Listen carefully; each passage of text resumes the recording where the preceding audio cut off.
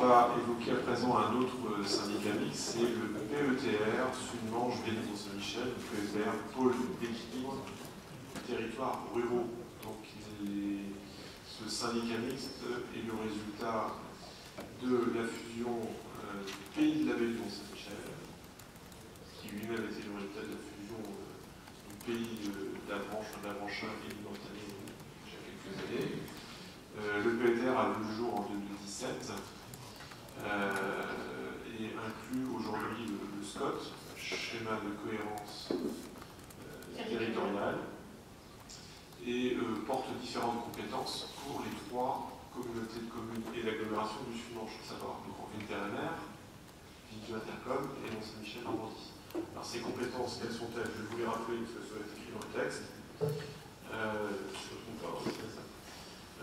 Donc la compétence ADS, donc instruction, droit des sols, est partagée avec Vic-du-Intercom parce que le Grand Ville-Terre-et-Mer a son propre service instructeur.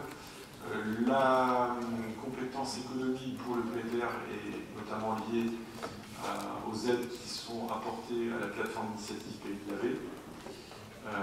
Voilà, donc le syndicat mixte porte aussi l'écriture du plan de gestion UNESCO de la baie du Mont-Saint-Michel, j'oublie sans doute d'autres paramètres. Le porte également le groupe d'attribution des fonds leaders, les fonds européens, est porté aussi par le PETR. Je vais laisser Sophie Laurent en parler davantage, puisqu'il porte également le projet de plan air, climat, énergie, d'ailleurs dont Sophie Laurent avait la charge en tant que vice-présidente en son sein. Donc ce PETR doit également être renouvelé en termes de gouvernance, mais je laisse Sophie Laurent nous le présenter plus en détail. Beaucoup de choses, merci. Bonjour à toutes et à tous. Je pense que le président a déjà résumé pas mal de choses. Donc effectivement, le PETR est né de la fusion de l'ancien pays et du SCOT.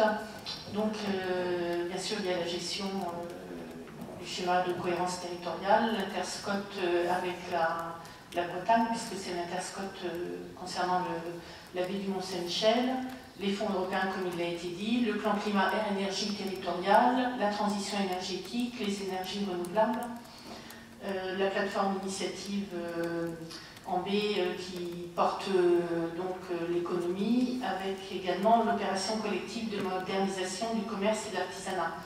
Donc le PETR regroupe, donc, comme il a été dit, les trois EPCI, à savoir Vic-du-Intercom, Grande Ville, Terre-et-Mer et notre agglo. Donc vous savez la composition, hein, donc il y a différentes strates. Pour Vic-du-Intercom, qui est dans la strate des moins de 40 000 habitants, ils ont 4 délégués titulaires et 4 suppléants. Grande Ville, Terre-et-Mer, qui est dans la strate des 40 à 80 000 habitants, à 7 délégués titulaires et 7 suppléants. Et l'agglomération Mont-Saint-Michel-Normandie, donc plus de 80 000 habitants, 10 délégués titulaires et 10 délégués suppléants.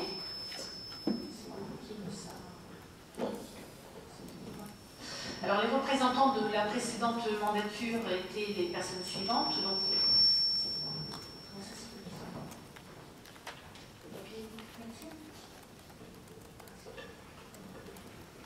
vous m'entendez? Alors David.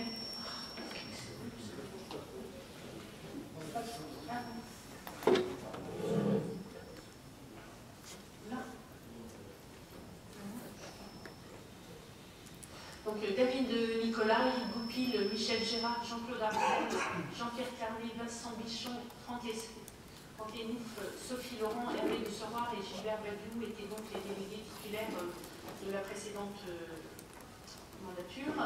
Et ils avaient pour suppléants Jacques Lucas, Alexis Sanson, Bernard Tréhé, Paulette Mathéo, Serge Heurtier-Guéguin, André Gauthier, Richard Herpin, Michel Perrault, David Juquin et Patrice Achard de la Vente. Alors, ce qui vous est proposé là, en qualité de délégué titulaire, c'est donc David Nicolas, David Juquin, Franck Enouf, Gaëtan Lambert, Vincent Bichon, Jackie Bouvet, Angélique Ferreira, Sophie Laurent, Denis Laporte et Alexis Sanson. Et en tant que suppléant, donc il y a déjà 5 personnes intéressés, Patrice Garnier, Jean-Yves Le Forestier, Hervé de Seroir, Jacques Bonneau et Jessie Aubin. Est-ce qu'il y a d'autres personnes? S'il vous plaît, juste avant, donc je m'étais présenté effectivement comme titulaire, je laisse ma place à Philippe Faucon et je propose de passer plutôt suppléant. Je rappelle les règles du jeu, encore une fois, ce sont des gens qui sont positionnés, mais rien n'est bien audible. Pardon? Non. Plus que ça. Alors, quand même, je vais quand même dire quelque chose. C'est quand même un lieu éminemment stratégique. C'est quand même un lieu éminemment stratégique, le PETR.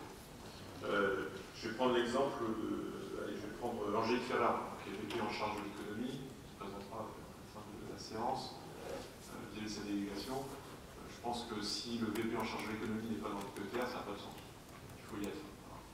Bon, Franck Aignouf fait un pas de côté pour laisser la place à Philippe Faucon. Ça, c'est d'accord, je sais ce que je veux dire.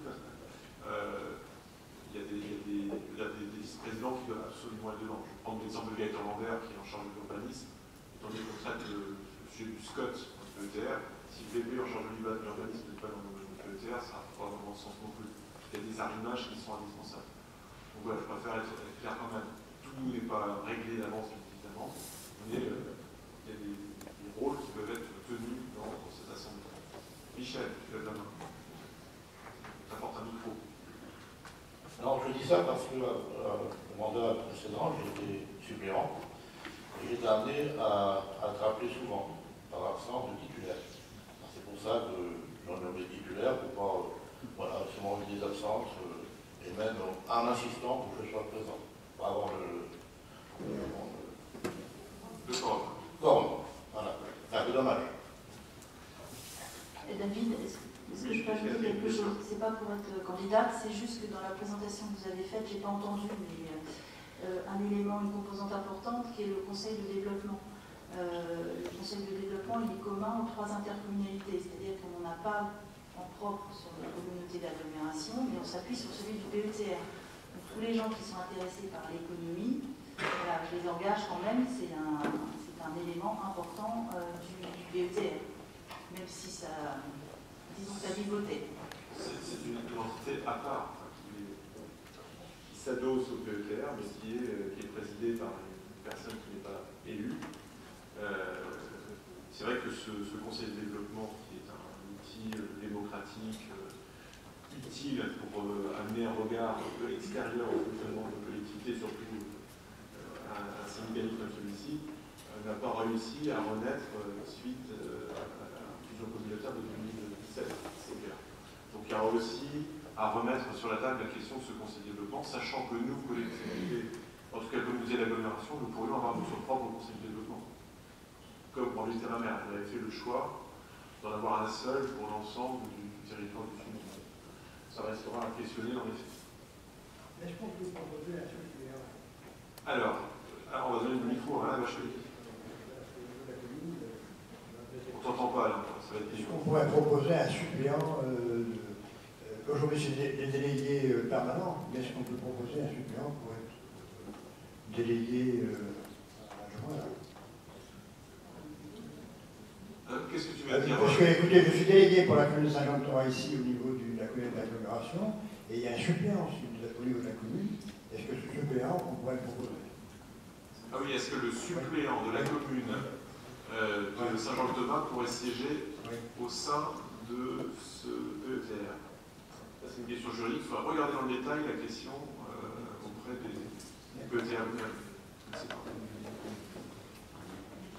Est-ce qu'on peut répondre? Bon, c'est pas. On va regarder les statuts. Il y a une question piège. Alors, il y a Christophe Ernaud, Thierry Lemoine et Benoît Ravel.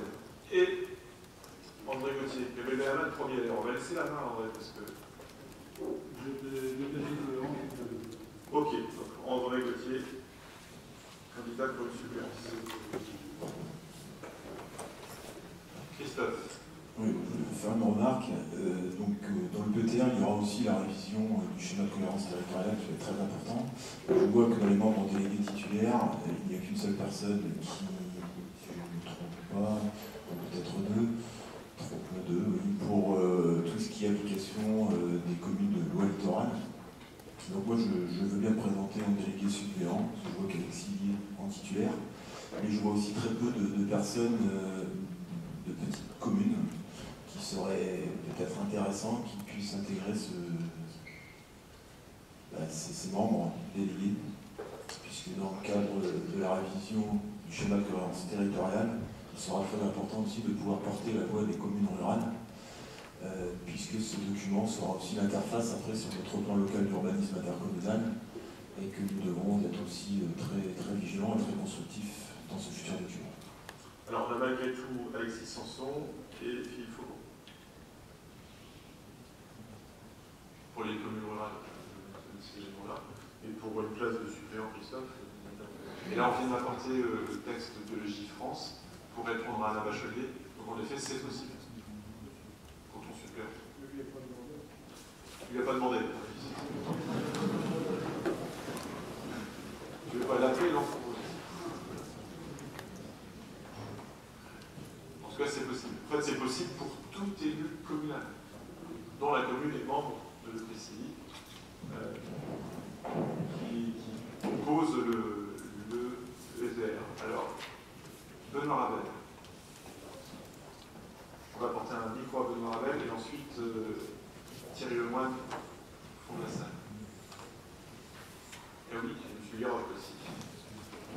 Oui, donc moi je souhaite effectivement intégrer du coup les suppléants, puisque je regarde un petit peu, il y a le monde de l'artisanat pas vraiment représenté, alors que c'est un élément important. Donc je pense qu'effectivement il y a matière à être présent dans ce genre d'association. Donc Thierry Lemoine et ensuite Olivier. Thierry Lemoine, je suis maire de Pierre-Pied-sur-Cé, donc je souhaite aussi être candidat à la suppléance.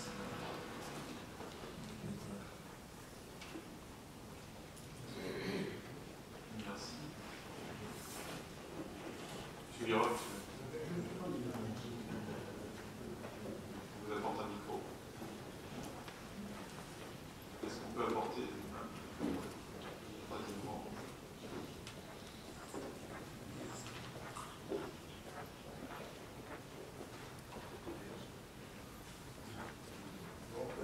Simplement, je veux bien être le candidat suppléant, si je ne peux pas l'avoir.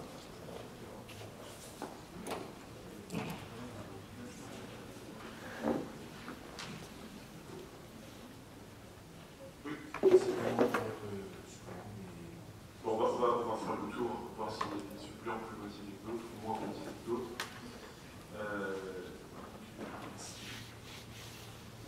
Donc là, en effet, on a un peu plus de monde que de cases à remplir. Je refais le tour pour les titulaires. Donc David Nicolas, David Juquin, Philippe Faucon, c'est ça. Gaëtan Lambert, Vincent Bichon, Jacques Bouvet, Angélique Ferrat, Sophie Laurent, Denis Laporte, Alexis Sanson. Pour les suppléants, donc on a Patrice Garnier, Jean-Yves Forestier, Hervé de Savoie, Jessie Orvin, Jacques Bonneau, André Gauthier, Christophe Arnaud, Benoît Ravel, Jean-Luc Garoc, Anna Bachelier, Thierry Lemoine. Ah ben j'avais Jacques Bonneau. Ça, je n'aurais pas dû partir de ma liste à moi, celle qui est là.